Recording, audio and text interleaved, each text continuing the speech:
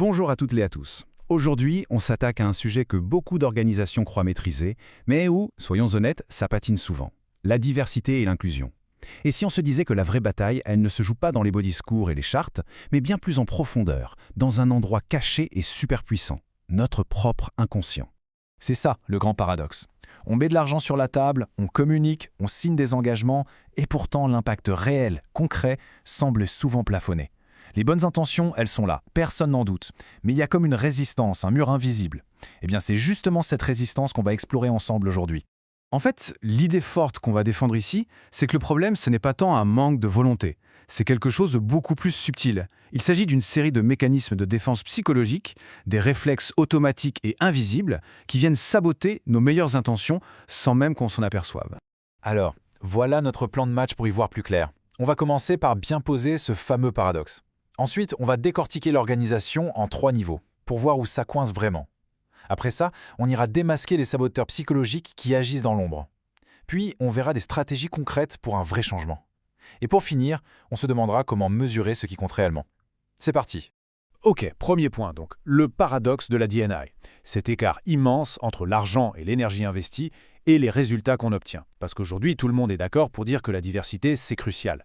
Mais dans les faits, ça rame. Et c'est d'autant plus fou que les bénéfices, eux, sont prouvés, chiffres à la pluie.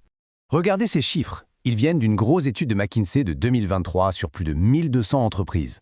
Le résultat est sans appel.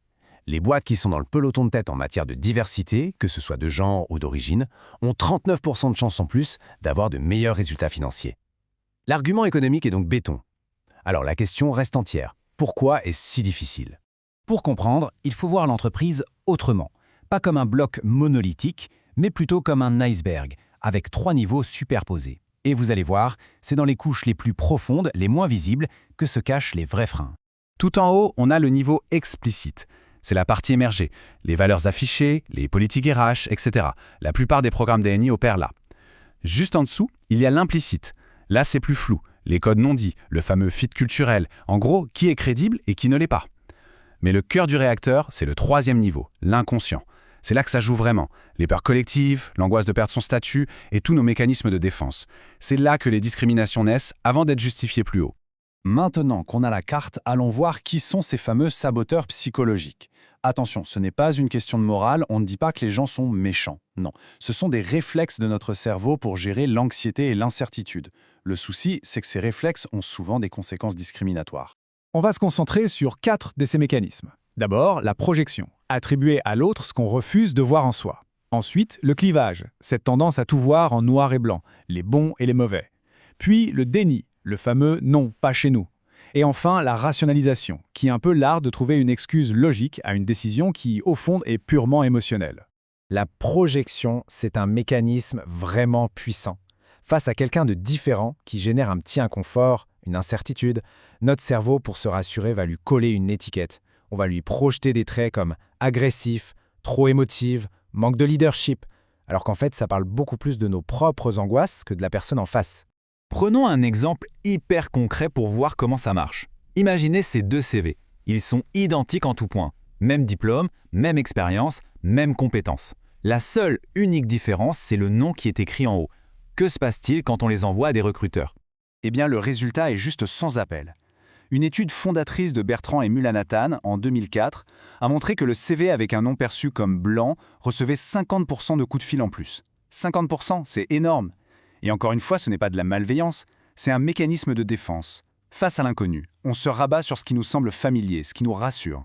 Et ça ne s'arrête pas là. Une autre étude, menée par Moss Rakusin en 2012, a envoyé le même dossier pour un poste de chef de labo.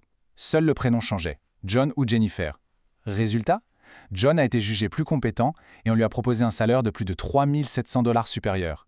C'est une projection pure et simple de nos stéréotypes sur ce qu'est un leader compétent. Bon alors, on fait quoi? Le point le plus important, il est là. La solution, ce n'est pas d'essayer de réparer les gens ou de supprimer leurs biais. C'est mission impossible et c'est souvent contre-productif.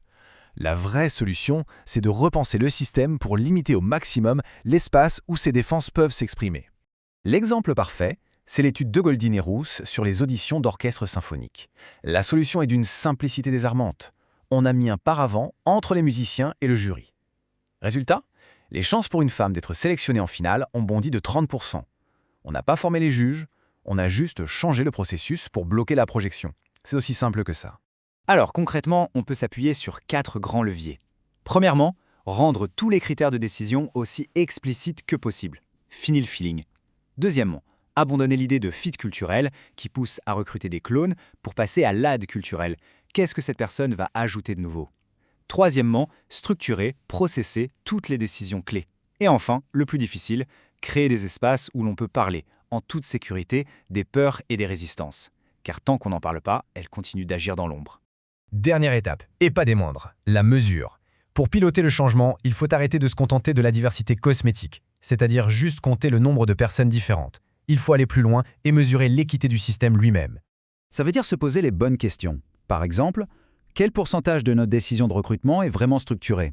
Est-ce que les projets à haute visibilité sont répartis équitablement? Est-ce qu'à performance égale, tout le monde a les mêmes chances de promotion? Est-ce qu'on analyse la nature des feedbacks pour voir s'il n'y a pas de biais? Voilà les indicateurs qui montrent un vrai changement systémique. Pour conclure, le point crucial est là. L'objectif final, ce n'est pas d'avoir une belle photo de groupe bien diverse pour la communication. Le vrai but, c'est de construire une organisation où les décisions sont prises sur la base du talent et de la compétence, et non sur le confort psychologique inconscient de ceux qui sont déjà en place. Et on va se quitter sur cette question. Et si, au lieu de s'épuiser à vouloir changer les mentalités individuelles, une par une, on concentrait plutôt notre énergie à construire des processus plus intelligents, plus justes, qui nous protègent en quelque sorte de nos propres automatismes? La réponse est peut-être bien là.